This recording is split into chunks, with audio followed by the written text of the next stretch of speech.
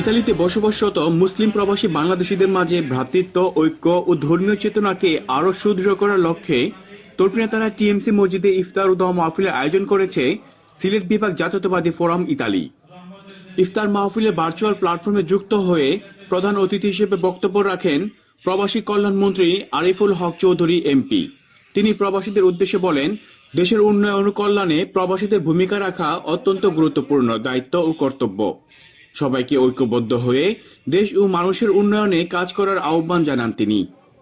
সংগঠনের সভাপতি আরমান উদ্দিন স্বপনের সভাপতিত্বে ও সাধারণ সম্পাদক মুসলিম মিয়ার পরিচালনায় এ সময় অতিথি হিসেবে আরও উপস্থিত ছিলেন ইতালি বিএনপি সাবেক ভারপ্রাপ্ত সভাপতি আমিনুর রহমান সালাম ও সাবেক নির্বাচিত সভাপতি শাহ মোহাম্মদ তাইফুর রহমান ছুটন।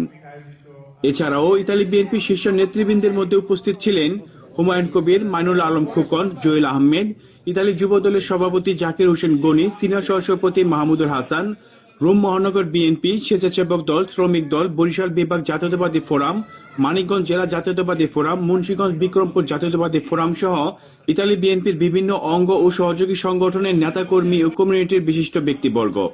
বক্তারা বলেন, প্রবাসে বসবাস করলেও দেশের প্রতি প্রত্যেকের দায়বদ্ধতা রয়েছে। সামাজিক বন্ধন অটুট রেখে এই দায়িত্ববোধ থেকে দেশকে এগিয়ে নিতে হবে। অনুষ্ঠানে সংগঠনের নেতৃবৃন্দের মধ্যে উপস্থিত ছিলেন সিনিয়র সহসভাপতি আমিন খান, সহসভাপতি নুরুল ইসলাম, জামাল উদ্দিন, যুগ্ম সাধারণ সম্পাদক বিজয় কর, লিমন আহমেদ, আন্তর্জাতিক বিষয়ক সম্পাদক মাসুদ রানা, ক্রীড়া সম্পাদক সুলেমান চৌধুরী, দপ্তর সম্পাদক জাভেদ আহমেদ, উপদেষ্টা মাসুক মিয়া, কাদের মিয়া, সম্মানিত সদস্য সাব্বির আহমেদ, সদস্য জুবাইদ আহমেদ, শাহরিয়ার আহমেদ টিপু সহ অন্যান্য সদস্যরা। শেষে প্রবাসীদের মঙ্গল, দেশ ও জাতির কল্যাণের পাশাপাশি বিশ্ব মুসলিম উম্মার শান্তি, সমৃদ্ধি এবং মরহুমা বেগম খালেদা জিয়ার রুহের মাগফিরাত, তারেক রহমানের দীর্ঘায়ু ও সুস্বাস্থ্য কামনায় বিশেষ দোয়া ও মোনাজাত করেন মসজিদের হাফেজ আবুল কালাম। প্রবাস টিভি নিউজ, ইতালি।